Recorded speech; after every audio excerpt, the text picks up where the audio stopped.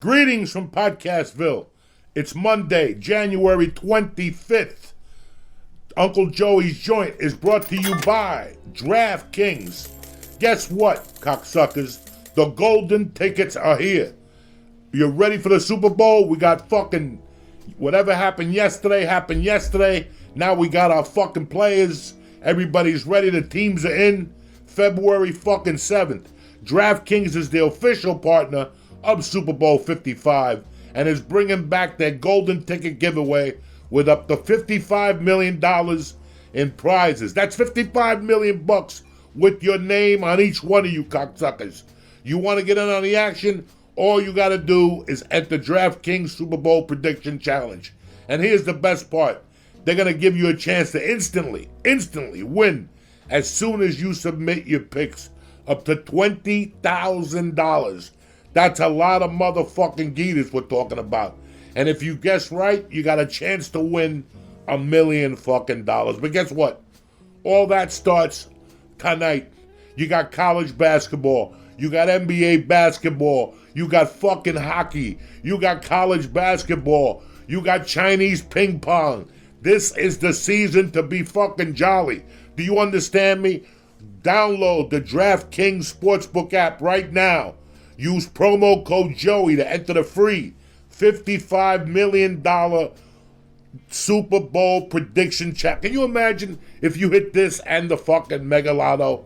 They'll be sucking your dick like that Chinese guy from United Airlines. You never heard from him again, did you? No.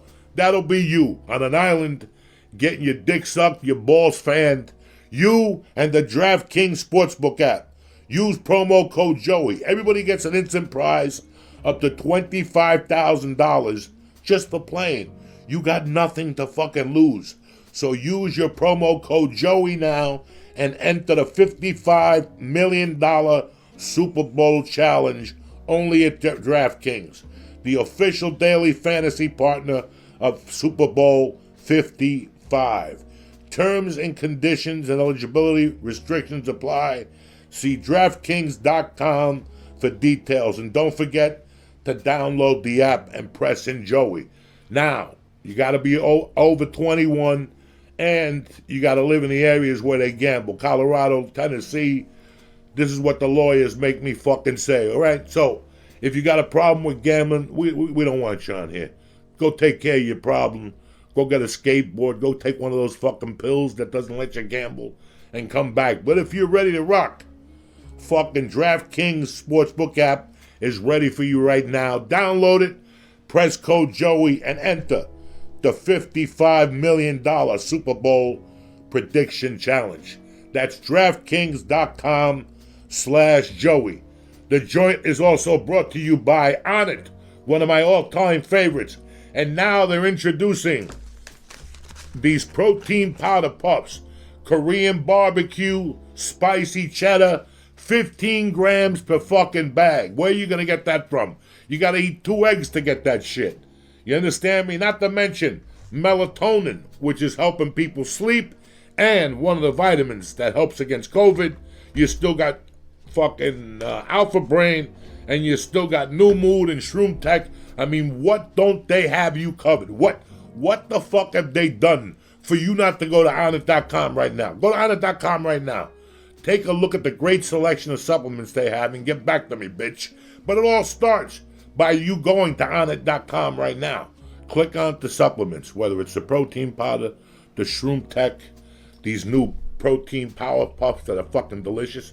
That's what I ate during the fight Saturday night. I was hungry, a little late night, 1:45. A little apple, maybe a little protein puff. They also have the little, let me tell you something, they have some peanut butter, chocolate, protein fucking bites that are tremendous also. Listen, when it comes to Onnit, they're the best. That's why I do business with them. Go to Onnit.com right now and press in church and get 10% off of any of their supplements delivered right to your fucking casa. Who's better than me? Nobody. Who's better than you? Nobody on a Monday morning. The joint is also brought to you by CBD Lion. Why haven't I got hooked on pain pills? Why? Because CBD Lion has helped me through this fucking surgery.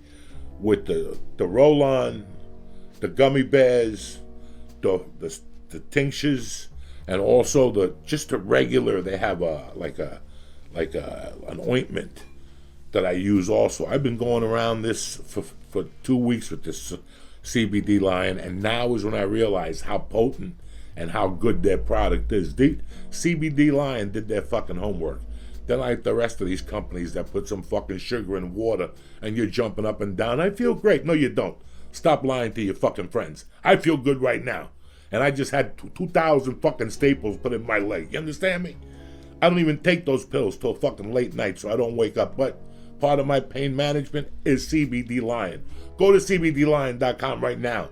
Take a look at their third-party lab results. Learn about CBD, CBN, and how they can make an advantage in your fucking life. Go to CBD Lion right now. Press in. Joey, Church, whatever the fuck you want. And get 20% off delivered right to your fucking crib. Let's get this fucking party started. Enough with the chitter-chatter, Joey. It's Monday morning. We got shit to talk about, people to see, and things to do. Enjoy.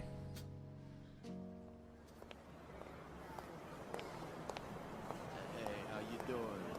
Come on in. Yeah, Joey's in the back. Hey, look who it is. What's happening, cocksuckers? Check 1, 2. Welcome to Uncle Joey's Joint.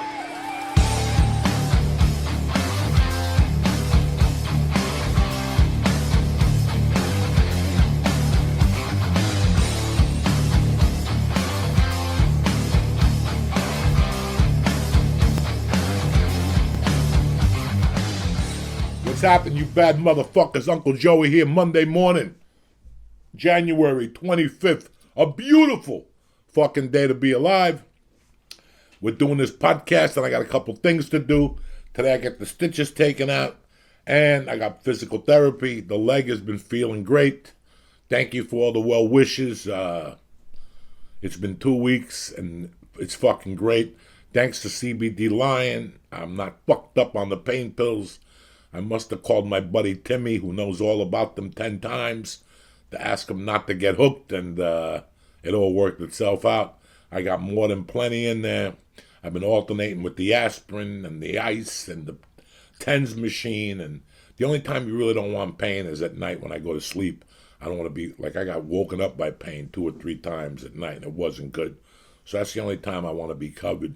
You really can't take them. My sleep gets fucked up when you eat those pain pills too, so I had to work around. So now I take them like at 9, and I drink my fucking tea at like 11, so I go down at fucking midnight, 12:30. But what do you guys give a fuck? I'm just here telling you about my weekend. For starters, let's talk about what we witnessed on Saturday night, what happened, the decline, and my take on it. Let's start from the beginning. Number one, I've always loved Conor McGregor. I thought Conor McGregor was a great fighter. I thought his fucking footwork was phenomenal. I thought his range is masterful.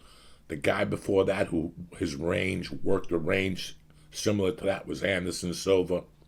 I made a comment one time. The only disagreement I had with Conor McGregor was I did not like the Dennis Siver fight. I thought they should have given him a better opponent because I knew it would have come back to bite him in the ass.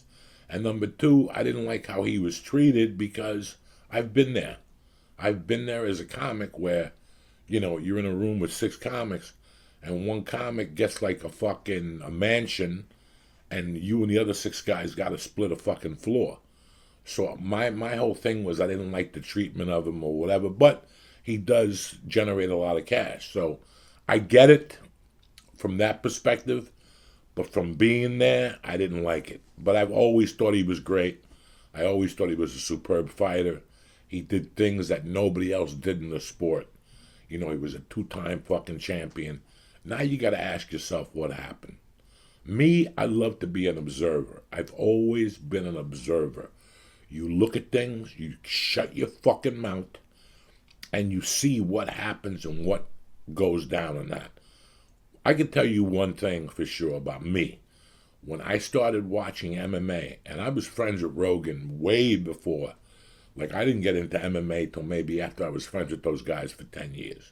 I didn't want to see 2 guys wrestle with fucking bikinis on. And, you know, I came from the Bruce Lee school. I turned on the UFC one day and I saw Butterbean. You know, a guy's got a body like mine. He's in the ring fighting. I thought this was just like a fucking joke. And then I actually saw Anderson Silva in his first fight against Chris Leben. And I was blown the fuck away. I became a fan. I also watched the Ultimate Fighter finale, and I had become a fan. There's nothing to do with Rogan. Rogan and those guys they would be sitting in the car talking about jiu-jitsu all the time. I didn't give a fuck. I was looking out a window like Rain Man, stoned to the gills, thinking to myself, what are these fucking assholes talking about? Sweeps and fucking arm bars and shit. But once I watched the UFC, I really started comparing MMA to stand-up. I started looking at my career and what my strengths and weaknesses were. In the MMA, you have jiu-jitsu, you have wrestling, you have boxing, and you have kickboxing. And you have to combine them, and you have to see how they come at you from all angles. Well, in stand-up, you have storytelling, you have improv, and you have the straight traditional stand-up setup. So I was always very, very good at improv. I started improving, not in an improv troupe. I started on stage improving by myself because in Boulder every week I had the same fucking mutts eating the same fucking steak special, and you had to give them new jokes every week. I wasn't that good in the beginning, so I had to just improvise. So I got really good at improvising. And today, I'm still very good at improvising. There's only one problem with improvising, that it's either everything or nothing. You either go 100%, I either look like a fucking god that's floating up there, or I eat a bag of shit. The third week at Uncle Vinny's, when I came back, I ate a bag of shit because I relied on my improvising. I gave up on my fucking storytelling, and I gave up on my traditional setup punchline routine. So comedy and MMA are very much connected because they're an art. There's 100 ways to do an armbar. If you walk into 3 different jiu-jitsu schools, you'll notice that each one will give you a different detail that one didn't give you because it's an art. There's 30 ways to fucking do a Kimura. There's 30 ways to do an armbar. There's 30 ways to make somebody laugh. So I'm a fan of MMA because it made me a stronger stand-up comedian. When I saw Conor McGregor, I thought he had all the tools. He was great. They hyped him up. The Dennis Siver fight pissed me off, and I became vocal about it. And people took it the wrong way, like if I didn't like Conor McGregor, and that wasn't the case. You guys know I'm not a hater. I give props. Even when I don't like certain people. I may not be a big fan of somebody musically, but I give them props. You know, I saw Jerry Cantrell once at the Roosevelt Hotel. I said hello. The guy looked at me like I was fucking, like I had AIDS and COVID. I could tell he wasn't that nice of a person. I asked around, people were like, "Ooh, you got to stay away from him. He doesn't even do certain radio interviews." You understand me? It's not now. Do I not listen to fucking Jar of Flies, Dirt, you know, the other one with the dog on the cover? Do I not listen to them? Yeah. And fuck Rotten Apple and Nutshell. There's no better guitar playing. But Jerry Cantrell, I'm not a fan of because of his personality. But whatever, that doesn't. Whatever, that doesn't. It doesn't fucking affect me in no way. I'm still a fan of his fucking music. I was never a fan of McGregor. I just wasn't a fan of the treatment, and that Dennis Siver fight should have really been a Frankie Edgar fight. And Frankie Edgar was a different Frankie Edgar, and it would have came back. Let's say he would have lost. Right? He was still 25 years old. He was still making money, and he still could have, in his prime, which is 29, 30, 31, he would have been a phenomenal fighter. If McGregor would have took 2 losses down the line early, he would have been a phenomenal fighter. So he fights Dennis Siver. I forget who he fights after that.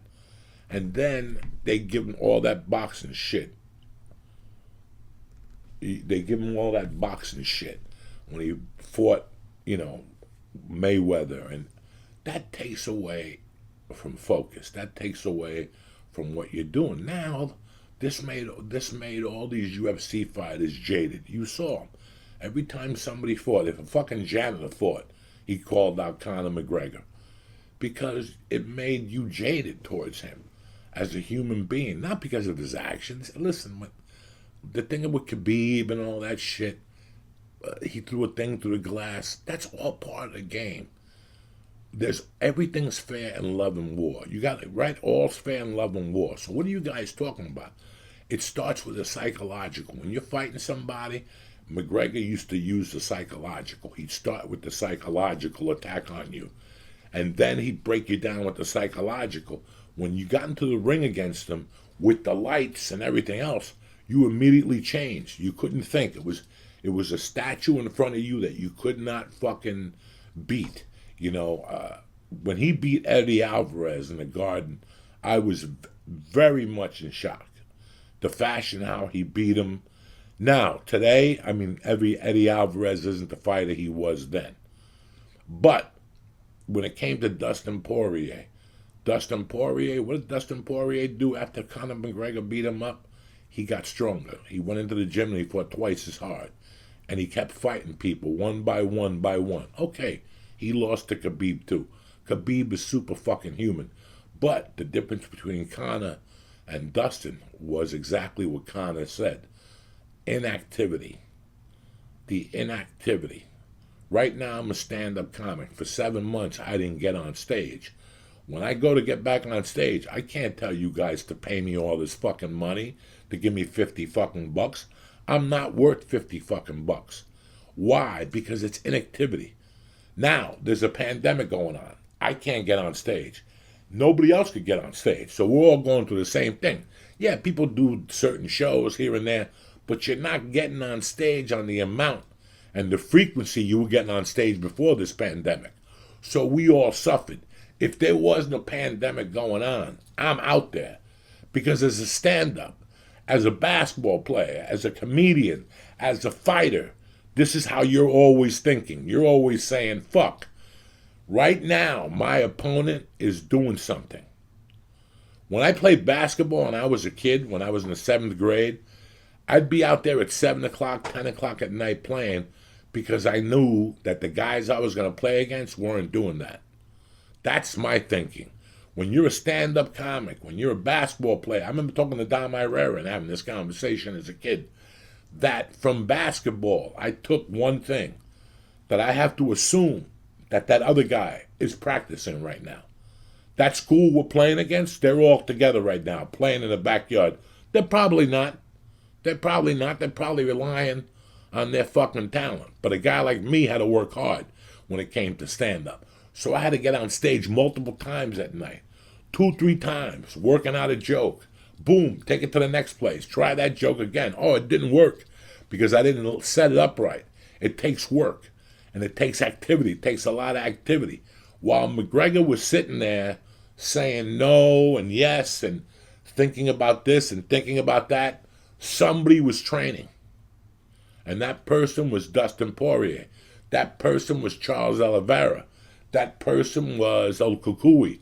That person was Justin Gaethje. So right now, what is McGregor's next step? And I love Conor McGregor, and he's got all the talent to pull it off. Remember, you don't know what you did wrong till you're on the canvas. When I did that fucking special, Socially Unacceptable, we did 2 fucking shoots of it. The first time I went up there and shot, I ate a bag of dog shit. Because who was I trying to be? Again, John Mulaney. I couldn't be John Mulaney if I fucking wanted to. You understand me? John Mulaney is John Mulaney and Joey Diaz is Joey Diaz. I tried to be John Mulaney. I switched it all around. I went up there and I told the story about a guy with a big dick. I loosened him up a little bit. I became Joe Diaz. I sucked him in and then I attacked. I learned that from experience, from getting knocked down the first time. What did I do not to get the laughs I deserved? Okay. Fine. I went over that, and then after that I got a lot better. I knew what it was to become Joe Diaz. You're going to go to an audition one day, and you're going to come to me and go, Joey, what do I do here? You're going to hear these words constantly. Be yourself. And you're sitting there going, but Joey, I am myself. Be yourself. Be yourself. Be yourself. What does that mean? They're looking for you. They're looking for what you bring to the fucking table. So every time I go up on stage and I bombed, I don't know if you guys watched the clip this week of Josh Wolf and Bill Burr talking about when Brody and Joey Diaz bombed. They bombed. When I bombed, I'm here to tell you, I bombed, but I bombed with grace because I never told the audience, oh, you fucking suck. What's wrong with you people tonight? What is this, take the stick out of your ass? No. Some comics bomb and they blame it on the audience. Some comics bomb and they blame it on the acoustics of the fucking room. Some comics bomb and they blame it on the drunk lady in row 52. No, whenever you bomb, you blame it on your fucking self. I know I do.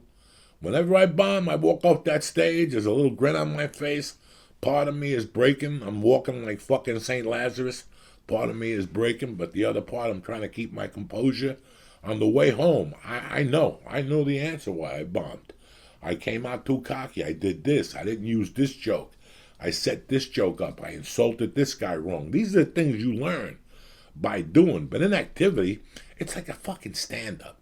It's like when somebody comes up to me and says, I'm going to do fucking stand-up. I'm just waiting for right 5 minutes. When I walk away, I'm like, good luck. And I'm not trying to be a scumbag or negative. I know that you're approaching it the wrong way. I don't want you to write 5 minutes. I just want you to get on stage and get it over with. The quicker you get on stage, the quicker you get this disaster over with. It's like people, I'm going to lose weight and join jiu-jitsu. Hello? What do you fucking join jiu-jitsu for? To lose weight. You're never going to lose that 30 pounds to join jiu-jitsu. Just go to fucking jiu-jitsu and do it. Inactivity is fucking horrible. You know, the last 10 months, the first 6 months of this fucking thing, I couldn't write. It wasn't that it was an activity. I would go to write my journal in the morning. I would finish it. But when I'd read it back, it'd be talking about sushi and fucking the Mars and the Kennedy assassination. My mind was all over the place. I wasn't zoomed in. I wasn't fucking focused. Now I'm focused. You know, when I first started going to Uncle Vinny's, I was dying a slow death. I would have to come back here at night and fucking stay up and write a little bit and adjust this joke and listen to this one. And, oof, that joke is fucking horrible. You have to be very honest with yourself.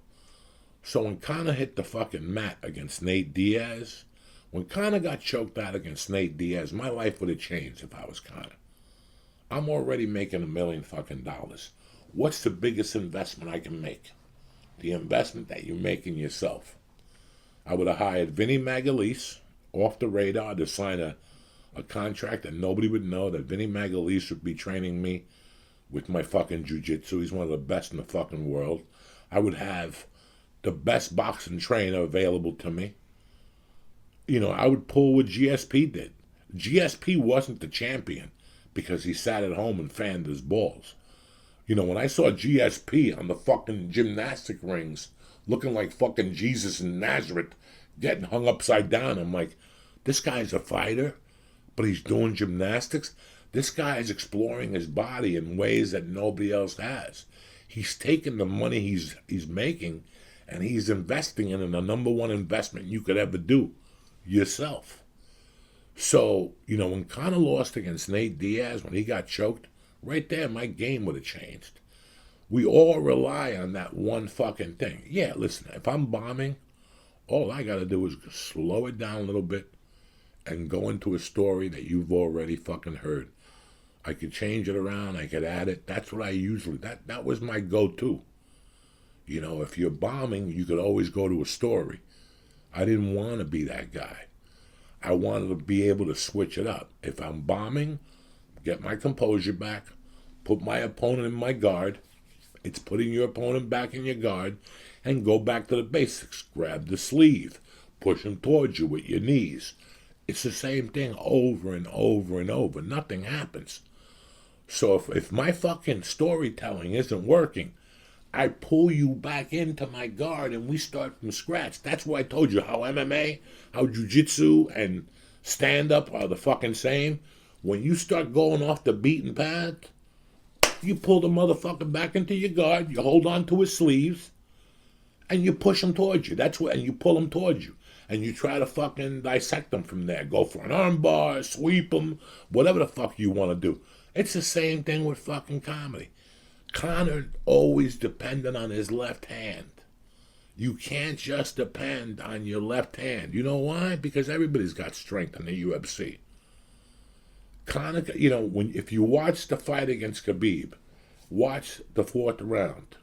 Watch how quickly Khabib slips in for the takedown. It is the most brilliant thing in the world. Conor never even saw it. I'm not putting Conor down. I'm just telling you that Khabib was so good at that move that he engaged Conor with his hand, boom, and after that, Conor didn't get back up. He tapped. That's the second time he got choked out with a rear naked choke. I wouldn't have mind if he got a Kimura. I wouldn't have mind if Khabib would have got him with a triangle or an armbar or something. But to get taken down the same way Nate Diaz took you down tells me that you didn't work on that. You didn't work on that fucking move. And again, I'm not here putting down Conor McGregor. I love Conor McGregor. I'm here thinking to myself, if I'm Conor McGregor, what do I got to do next? First of all, here's the problem there was 2 key elements in this fight that I didn't like already off the bat against Dustin Poirier. Now, you're looking at me going, Big Mouth, did you bet it? No, I didn't bet it. I didn't need to bet it. I'm watching. I watched the Michael Chandler fight. I watched the Jessica I fight. I'm observing. I'm learning. I'm trying to learn this because I want to work closely with DraftKings and I want to help you guys make money. Okay? We're trying here all together to do something. So I want you to learn when you look at lines. Lines are everything in gambling. I listened to 2 things. Somebody asked me during the week, who do you like? You like McConnell or Dustin? In my heart, I knew that once Dustin fought Conor and he saw what all the hype was about, that the second time his odds were going to get increased because he had already fought Khabib. He had nothing to lose. He fought Gaethje. He's fought everybody that he could in that fucking division. Okay? So now you're going to fight Conor for the second time. You're not going to be scared.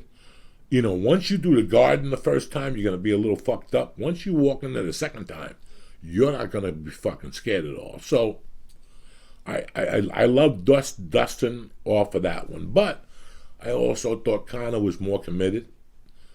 Conor said 2 things. There was 2 things that happened during this fight that I didn't like. Number 1, he said he was running 5 businesses.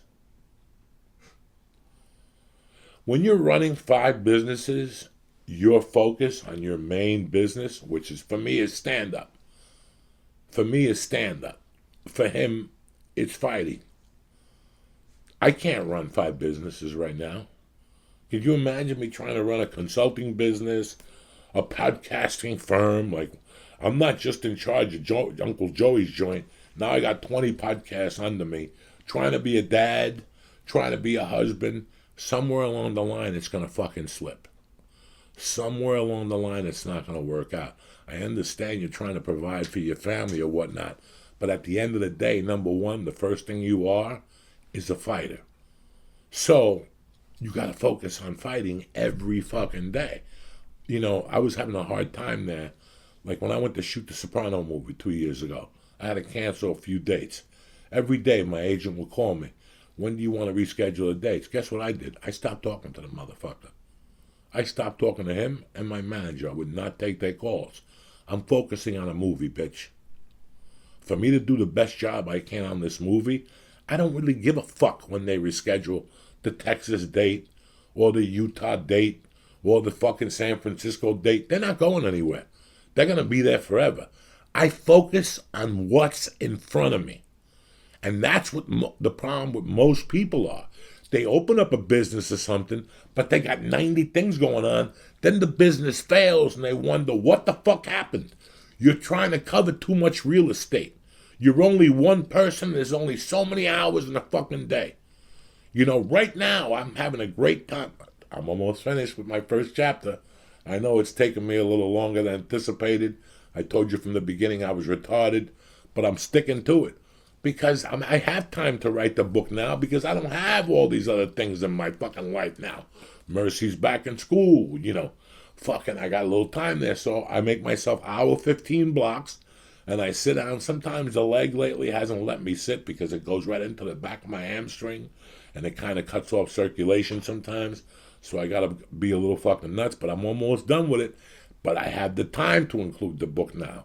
When I was doing all the podcasting and the fucking road work and dealing with industry and auditions, I didn't have the time. Now I got nothing but time. They ain't gonna shoot dick till fucking next year.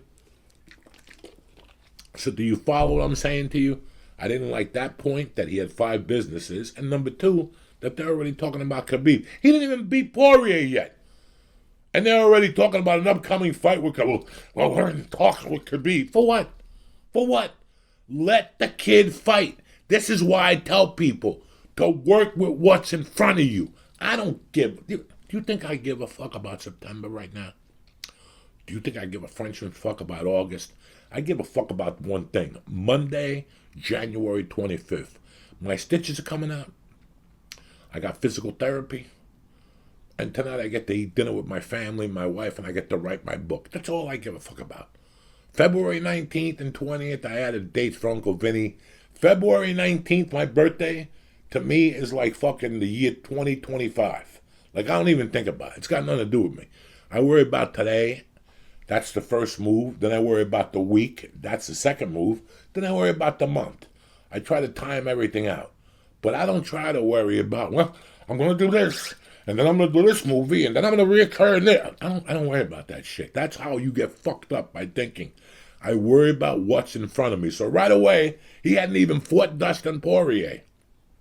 And they're already talking to Khabib. Why? Khabib already told you. Khabib told you. Khabib is a man's man. Khabib, I get a lot from Khabib because it's like when I tell you, when it's over, it's over. I'm not snorting coke no more. I'm not snorting coke no more. I'm not fucking doing Joy Karate videos no more. I stop. When I stop, I stop. There ain't no coming back. You guys thought that the church was going to end in some way. No, it's over. We moved on. This is what life is about. Looking back, enjoying it something, and going, fuck it. That was fun to do. But it's time to move the fuck on. I don't want somebody to ask me to leave. I want to leave on my own fucking terms. So right now, if I'm fucking, last night you saw Connor on his back, and you saw he was hurt. And what do you think was on his mind? It doesn't matter. I made $10 million. Yes, that's on his mind. That's on my mind too. He's laughing all the way to the fucking bank. But not really, because he's got the heart of a fucking lion. And he's a fucking tiger. He's on his back thinking to himself, what the fuck happened? I got this fucking Dana already talking to me. Dana, go away. Go away. You're the kiss of death. When was the last time I saw you fight? Not, never. So please, go away. I'll call you when I want to fight Khabib. Let me just focus on Dustin fucking Poirier. But they already, you're going to fight Dustin, then you're going to get Khabib, you're going to make the highest sales of your life. And what happened? Now you got nothing. What are you in talks with Khabib for? Khabib told you 3 months ago he's not fighting anymore. Why are you bothering fucking Khabib? Why? You gave him $1 million twice or $3 million. You know how much fucking $3 million gets you in fucking Afghanistan, wherever the fuck he's from? Do you have any fucking idea? What does he need? He don't do drugs. He buys a t-shirt from time to time. He eats a gyro. What the fuck do you give a fuck? No, we're going to get Khabib on the phone and let him know. Khabib don't give a fuck. Khabib already choked him out and beat up half his fucking family and his friends.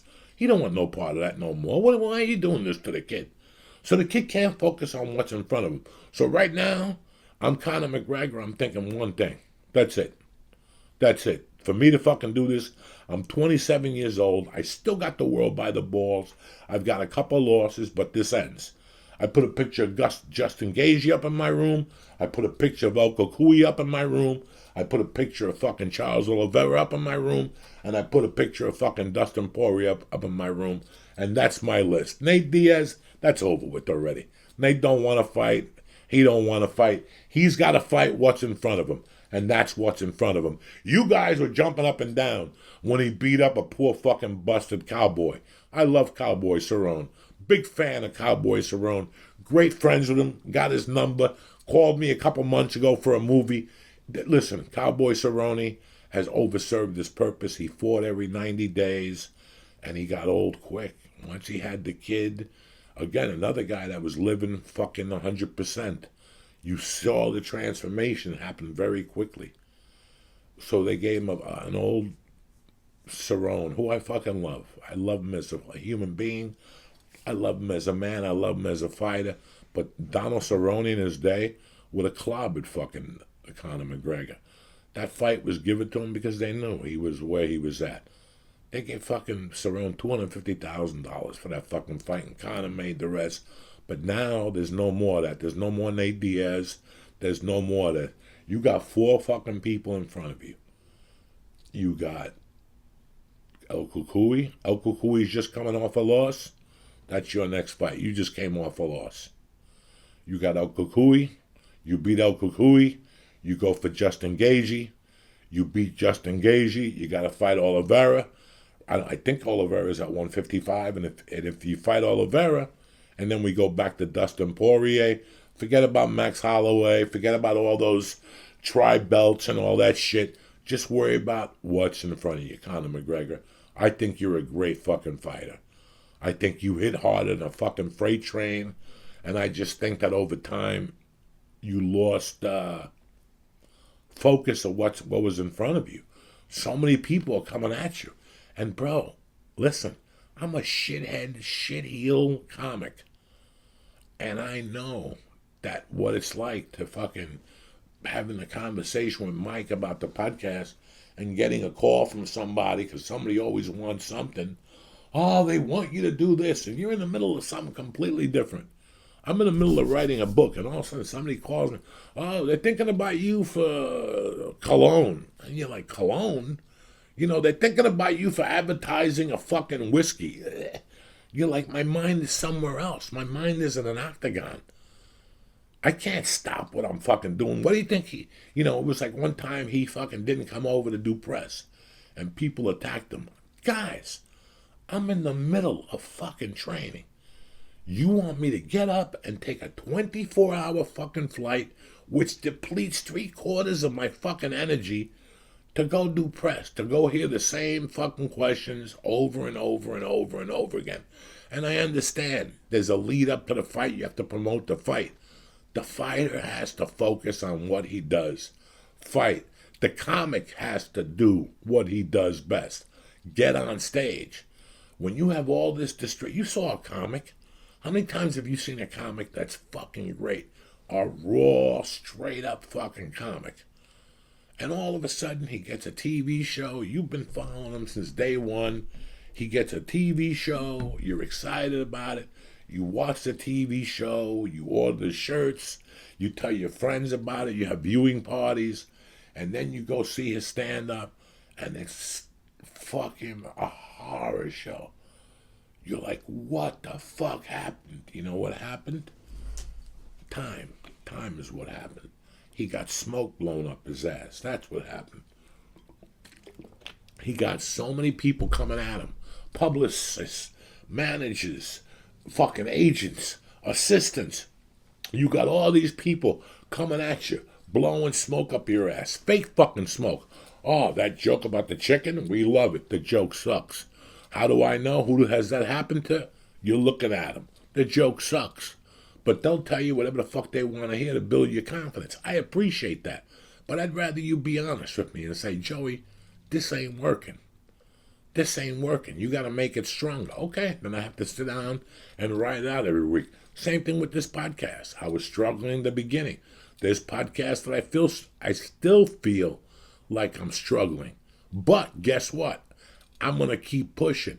When this podcast opportunity came up and I spoke to Mike, I had 2 options. I had 2 fucking options, okay? My first option was to order cameras, drill holes, and wait. We would have just gotten the podcast started right now. If we wanted to do this podcast, how I wanted to do this podcast would have just got off the floor by now. We would have just got all the boards, all the wiring. We would have just set up the bar with electricity, and everything would have been up to deep, except we wouldn't have had no fucking guests.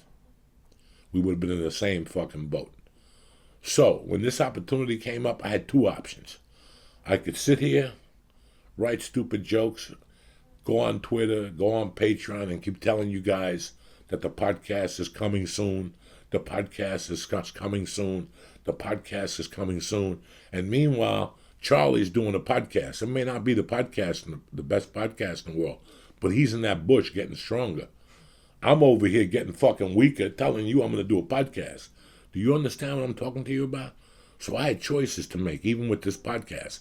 I came here and sucked dick for fucking 3 fucking months. I came here and ate fucking ass for 3 fucking months with this podcast. I had no direction where it was going. I didn't know where it was going. I didn't know.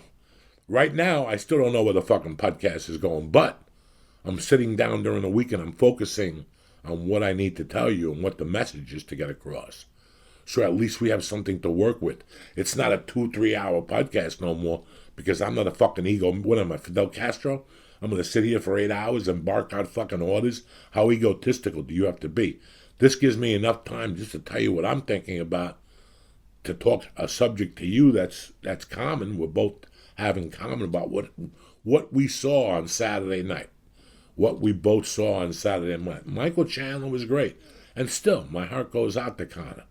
I'm still a fucking fan, and I want him to do this fucking simple thing for me. And that's to put 4 pictures up. I think he's the number 4 rated lightweight in the world. Well, let's take the number 3 in front of you, and you're going to take them down one by one. This would be my plan. One by fucking one. I get the best jiu-jitsu instructor. I get that guy from Penn State, that the world's greatest wrestler. Whatever you need to do. And I'd be out there every day on those fucking mats, working at it. Your strength are your hands. Your hands are your strength. Yeah, I'd hit the pad from time to time, but I would focus on the stuff that people are going to attack now. What's the first thing that happened last night? Dustin Poirier took him down in a Conor McGregor style takedown and kept him down, and Conor got up, okay, but now that let Conor know he could take him down.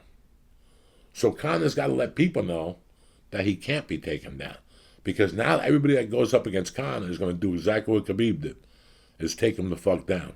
And it's that simple. But with all that said, I'm still a big Conor fan. I hope he comes out of this victorious.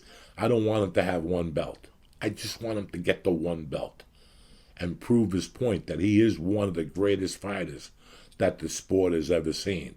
But to do that, he has to fucking focus. And focus is the main thing, and it's what's in front of you. Now, to get off that, we got off that subject. I want to talk to you about something else, then I'll get you the fuck out of here. Because you learn shit every week. I talk to Mikey, I talk to my friends. I talk to a lot of people about a lot of different things every week. And one thing that everybody has, one thing that we all share in common, whether we're LGBTQ, whether you were fucking, we like to eat pussy, whether we like to eat ass, is the gift of the relationship. When I was a kid, I was raised Catholic. And I don't know if you guys know the 7 sacraments. It's like baptism, fucking, not confirmation, what's communion, confirmation, fucking anointing of the sick. There's like 7 of them, Anyway, it doesn't really matter. But one of the sacraments is marriage. And as a kid, I was always like, why the fuck is marriage a fucking sacrament? I never really fucking thought about it. Okay, I'm talking to an audience here that's between 20 and 32. You guys have girlfriends. You guys have living girlfriends. Some of you guys, Leon, you just live your life slinging dick over there in fucking Spain. I love you to death. Jay Bish has a steady wife. Bob has a steady wife. We all have different relationship issues. When I was 20, 21, I didn't know what to expect from marriage. I knew I wanted to be married. I really did want to be married. But I didn't know what to expect from it. So August of 85, I met a girl, and 4 years later, we got married under the weirdest fucking conditions in the world. But we got married. Did it work? No, it didn't work. It didn't work because I never worked on my marriage. I am not ashamed to say this. I thought marriage was you marry a girl, you fuck, she does laundry, you cook, you pay the bills. And I thought that's what a marriage was. If you go into a marriage thinking that way, it's going to fail. Or you're going to have, not a healthy marriage. You know, I'm not a marriage counselor. I'm just telling you what I lived through, you know. So, when I first got married, I got married like anybody else. I was young. I was stupid. I thought I knew what love was. You know, I was in love in the 6th grade. Obviously, it got me left back. And then when I was 19, 20, I fell in love with another girl that I really had deep feelings for. She wasn't wife material and I wasn't husband material. And we missed our mark. And that really broke my heart, my relationship in 84. We're dear friends today. Today, me and her are dear friends. She lives 20 minutes from me in Jersey. We talk once, twice a week. You know, whatever. Love.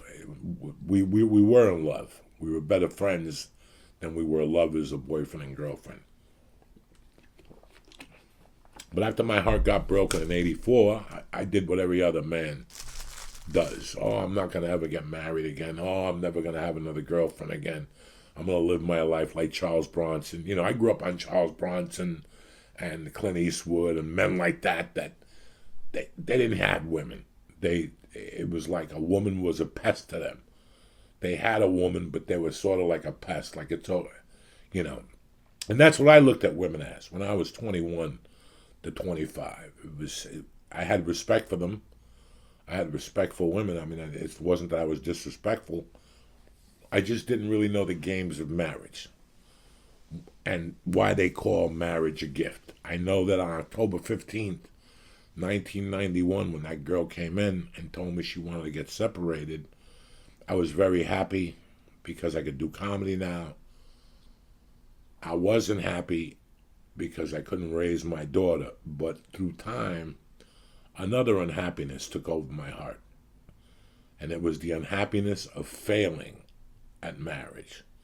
I failed at the most common thing that we do, the gift of communication. I failed. Guys, I don't know how to tell you this. I cried myself to sleep more between 1993 and 1996 than I did the years after my mother died, and I was 10 years younger. I cried myself to sleep because I wanted to be a productive member of society. I cried myself to sleep because I wanted to succeed as a comedian. But the tears that came out of my face the hardest was the tears of losing my wife and failing as a husband. Because you got to be fucking retarded to fail as a husband. And I did fail. I failed with a fucking F+, okay? And I'll tell you what, as freelance as I am, and as much as I like to fuck around and eat ass and blow up things, it affected me. That divorce affected me because it wasn't bad enough that I had a GED. It wasn't bad enough that I went to prison. It wasn't bad enough that I didn't have a family. Now it's bad. You failed at a common fucking thing. Marriage. You just failed, guy. There's no two ways of fucking looking at it. You failed at it. So, before you go tapping yourself on the back thinking you're a fucking comedian, you failed at fucking marriage. And guys, it bothered me. It bothered me, but I did what we would do. I did what the old Joey Diaz would do. I'll never get married again. I don't have to deal with it again, right? That's what we do naturally as losers. I'm a loser, so that's what I do. I don't deal with it again. I'll never do that again. You know, it's a smart thing, and it's what a loser does. I'm never going to get on a horse again. No, you got to get on that horse again. No matter what it is. Get on the horse. Whether you want to continue to do it, that's up to you. But you got to figure it out again.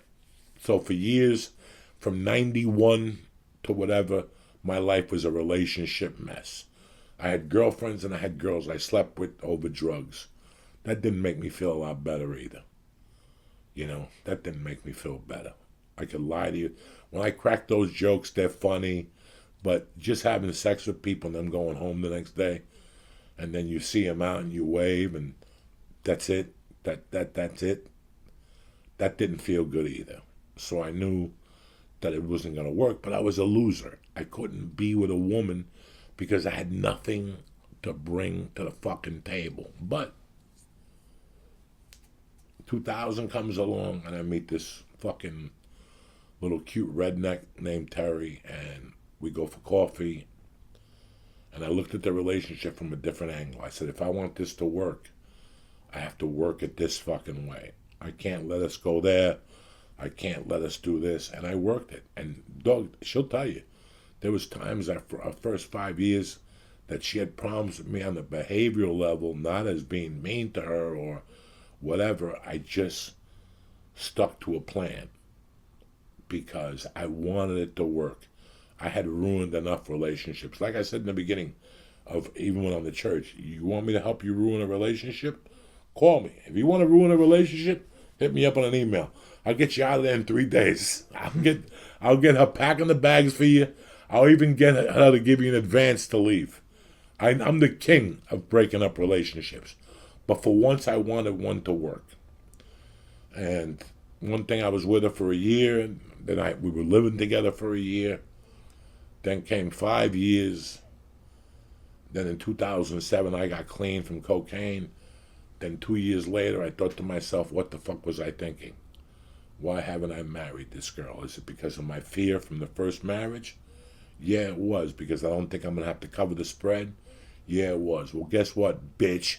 You're going to have to cover the spread as a man. So whatever the fuck you're feeling or doubting, you better push that to the side, and you better marry this girl, because if not, you're going to lose her. And if I lost Terry, I wouldn't be here today. Without Terry, I wouldn't be in this position today, because I didn't make Terry my wife. I made Terry my partner. And instead of not taking her opinions because she wasn't a comedian, I started taking her opinions, and I started asking her for questions, and I started asking her different about scenarios. And instead of being a hardhead, it's like I was telling somebody the other day on the phone, you could go solo. I was talking to Christy Bellich, a dear comic friend of mine, and I was telling her that you could go so far, even in music. Mike is sitting right across from me. You could go so far in music, but at some point you're going to need help. It may not be the help you want to need, but you're going to need help. They're going to show up. Help will arrive. In my situation, she did a tape last week, and she was talking about all she ever wanted was the Comedy Store. And I called her up, and I go, Christy, in all the years I know you, you couldn't pull me aside and go, Joey, I want a job as a door girl at the store. Can you do something for me? For Christy Bellich, I wouldn't have done it in a heart attack, because I know she's a hard worker. Look at Christy. Follow Christy Bellich on Facebook now. She's out every night doing comedy. COVID or no COVID, then she's reading horoscopes. She's a hustler. So when you're a hustler, I got your fucking back. So I called and I go, why didn't you tell me that you wanted to be a door girl at the store? I would have got you into the fucking store. It's all these little fucking things that if there comes a point in your life that you're doing great, but you're going to need help. And it comes sometimes in the help of a woman. And in my case, that's what I needed. I have to, and I have to admit something to you guys. Without my wife, I don't know dick. I don't know how many times a week somebody will call me and say, Joey, we need the answers to this. And I go, that's great. You're going to have to talk to my wife, because I don't know the answers to that fucking question. I don't have the answers to that question. So I made my wife my partner, and my life changed 150%. I have a life. Because I made her my partner, not my wife, my partner. Whatever she lacks, I'm strong in, and wherever I lack, she's fucking strong in. So we fit like a glove. We fit like fucking OJ's glove, bitch. You know what I'm saying? Damn. I fit in there just like OJ's glove. And I didn't know this. This is how weird life is. I have been with Terry for 20 years. And it's like I told you guys, I did not know what the gift of marriage was until last week. Until 10 days ago, the first time I had to go in a shower with my fucking stroller, and she had to sit there and watch me take a fucking shower. I felt like prison. The first time you take a shower in prison, the guards watch you. They fucking watch you. You know how fucking humiliating that is? For 1 second, I looked over and I saw her looking at me, and she was looking at me with eyes of concern that I wouldn't fall over, that I wouldn't slip, that I wouldn't get hurt. And I'll tell you, I looked at her and I go, wow. Wow. As I was fucking shampooing my hair and shaving, I was thinking about, and again, I don't want to sound like that asshole, because it could be anybody, what God has done for us by making marriage a gift. It's not a fucking sentence, man. People think that marriage is a death sentence. When I see a guy that's been married 4 times, I go, Jesus Christ, what did you do? Did you not learn? Did you not get it right from the first time? I got marriage right after the first loss. You know, again, right there in divorce court is where you realize all the things you didn't do. And it's not the big things. It's not the trips to Hawaii. It's not the diamond rings. It's not the fucking engagements. It's not the birthday parties with 50 of your favorite friends. Ha ha ha ha. You know, it's not the bottle of wine. It's the little things. Taking out the garbage. Rubbing their feet. Asking them if you could help them with the dishes. You know, asking them. These are little things that women appreciate more than anything in the world. There's times I come in, I'm not doing it. I'm like, Mercy, let's get the fuck out of here. My wife was like, where are you taking her? Anywhere. Just to give you a breather. You know, Friday night I was in pain here. Friday night I was in pain. You know, we went to physical therapy. On the way back, I got car sick. I puked. My wife came back. She goes, you know what? I'm canceling my thing tonight with the guy. I go, what are you talking about? What are you talking about? I go, well, you've been in this fucking house all week taking care of some fat fuck, smelling his balls when you change his leg. I go out, have a fucking great time. I'll order Chinese delivery. Whatever the fuck I ordered. I didn't end up ordering anything. I just had a salad upstairs. But I realized what the gift of fucking marriage was. It's a sacrament for a reason. You know, when I was in there and I was watching her bathe me, I thought about those words, in sickness or in health. Look at your girlfriend right now. Think about 30 years from now. If you get sick, is she the type of woman that's going to sit there and take care of you and watch you and wipe your fucking ass? Listen, I don't know about you. The day somebody wipes my ass, please just come over and put a rope around my neck. Just come over and put a rope around my neck. That's how I've always thought about it. The day somebody has to wipe my ass, I'm going to be, because I can never live with something like that. I have a hard time with somebody bringing me a water. Never mind sticking 5 fingers up my ass and wiping it. But through sickness and in health, those words rang so fucking loud in my heart and my soul 10 days ago that it made me look at my wife completely differently. After 20 years, you know, next time you go home, you know, and I was brought up in shit. I was brought up in shit relationships. My mother didn't have a relationship of one. That was a fucking shit show. You know, but I grew up around people who really loved each other, the Benders, the Balzanos. You know, I grew up around couples that are still together today. And I looked at them and I wondered what made them stay together. And you know what? As a man, you got to shut your fucking pie hole. Listen to them. Listen to what they have to say to you. They have a voice too. Hey, when I was 20, 25, 30, I didn't think this way at all. I thought, fuck them. You know, cook dinner. Where's my laundry? What a fucking jerk off I was. Especially how I was raised. My mom was not that type of woman that was just going to sit there and lay down Sally and do laundry and take your fucking orders from you. That was never going to happen. So next time you look at your girlfriend and you think about life, because trust me, something I didn't do was think about my 50s. I never thought about my 40s. I never thought about my 30s because I was having such a great time with the fucking drugs. I never thought I would make it to that far. But surprise. Hello, God kept me here. And now I'm 58 years old. I can barely fucking walk. I'm getting better and stronger every day. But I learned the biggest gift of this, one of the biggest gifts of life, is the holy sacrament of fucking marriage. And if you ever get a chance to do it, go in there with a smile on your face and be proud that you're fucking qualified to be a husband and a father. I never thought I would do this. I failed at this 20 years ago. In 1990, I failed at being a father. In 1991, I failed at being a husband. It fucking stuck with me and it burned a fucking hole in my heart. And here I am today with a daughter, with a wife who I fucking happily love and I have no qualms with. I want to die with her. I want to die first because I couldn't let, if my wife died, I'd just have a heart attack at the fucking funeral. I can't live without her. But anyway, enough of that morbid death. I just wanted to talk about Conor McGregor today and the gift of fucking marriage and how important it is.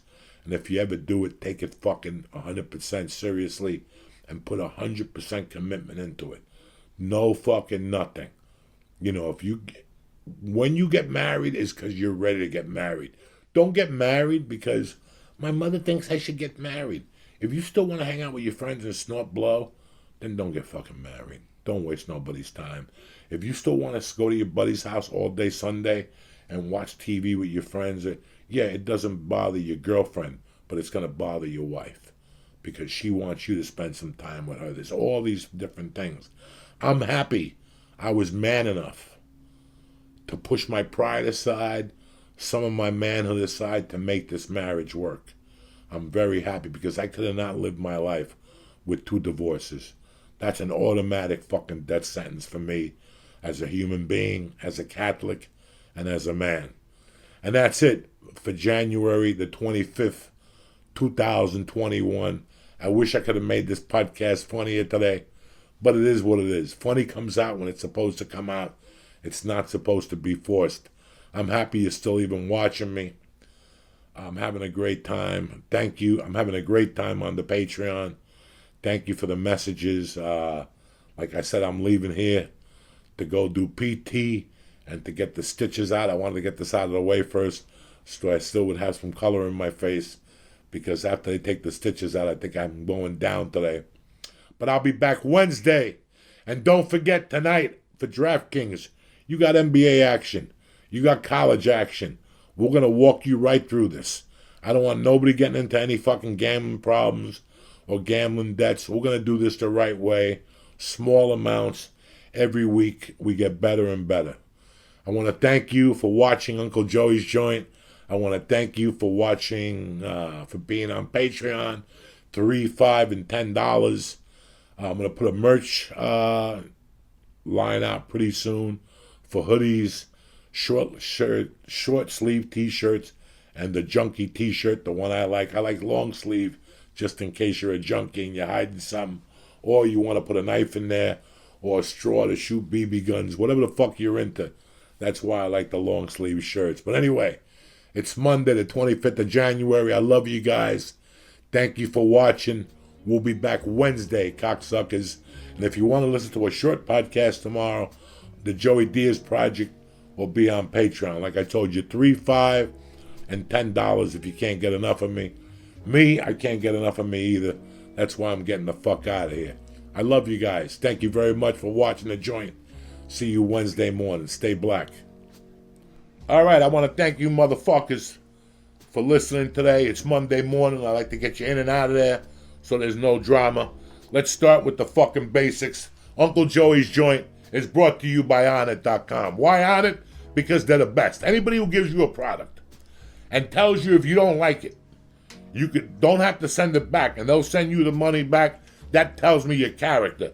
That tells me that you believe in your fucking product. How many people do that? Nobody. You ever go to your drug dealer? Oh, this weed sucks. I want my money back. Too bad. You smoked the joint. Fuck it. You broke it. You pay for it. Not on it.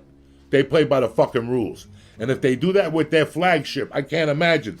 They got the melatonin. They got the Shroom Tech.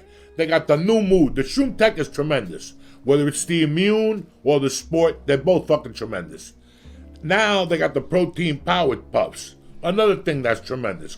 Korean barbecue flavored and spicy cheddar. Let me tell you something. These fucking things, this little bag has 15 grams of protein. That's 2 fucking eggs. You understand me? Right here. Protein Power Puffs, Korean barbecue, and they taste great. Tremendous little snacks in between. Go to honor.com right now and press in church and get 10% off delivered right to your motherfucking house. On it is the way to go.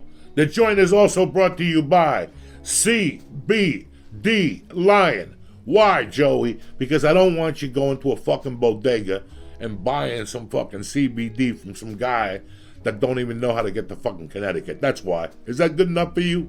This guy can't chew bubblegum and walk at the fucking same time, and you're trusting your life in his hands. What you're going to do is you're going to go to cbdlion.com right now. Read. Knowledge is power. Ayakoka. Read. Learn about what the fuck is going on here with CBD and how it could affect you. Whether you have arthritis, whether you have anxiety, whether you have neck pain. If you have an ailment, CBD Lion has a cure. Go to CBD Lion, whether it's the gummies, the roll-on, the bath balls, the vapor pen, the CBD kinesiology tape, which I've been using also on the sides. I don't even have it. My leg isn't even purple no more. I mean, this thing has done miracles with the surgery.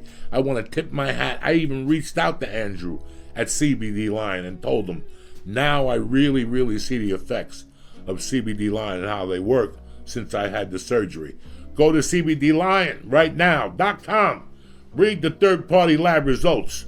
Press in church or Joey and get 10% off delivered right to your fucking house. The best CBD products on the market from your Uncle Joey. I'm not fucking kidding around. Go to CBD Lion right now. Now, you know me, dog. I'm just like you motherfuckers. I like to make a little motherfucking money on the side, but you got to be smart about it. Especially when it comes to gambling, and especially when it comes to DraftKings, because they give you 1,001 different ways to make a fucking dollar. Whether it's sports betting, the poker rooms, the odd boosts, they got it all. Parlays, fucking specials. I mean, they ran a special Saturday. McGregor $1, you get $257 back. McGregor came close, but what did you have to lose for $1 to win $257? That's why I do business with DraftKings. I love everything about them, and this the season to be fucking jolly right here. Listen, for some, like kids little dicks get hard in December. Santa Claus is coming. Well, it's January, bitch, and DraftKings is fucking showing up with the golden tickets. The moment we've all been waiting for. The season is right around the corner. DraftKings, the official partner of Super Bowl 55, is bringing back their golden ticket giveaway with up to $55 million in prizes. That's $55 million bucks with your name on each one of them. Could you imagine what you do with $1 million right now? Go to Portugal, eat an octopus, get your dick sucked. These are the advantages of getting $1 million. You want to get in on the action? All you got to do is enter DraftKings free Super Bowl prediction challenge. And here's the best part. They're going to give you a chance to instantly win as soon as you submit your picks, up to 20,000 bucks.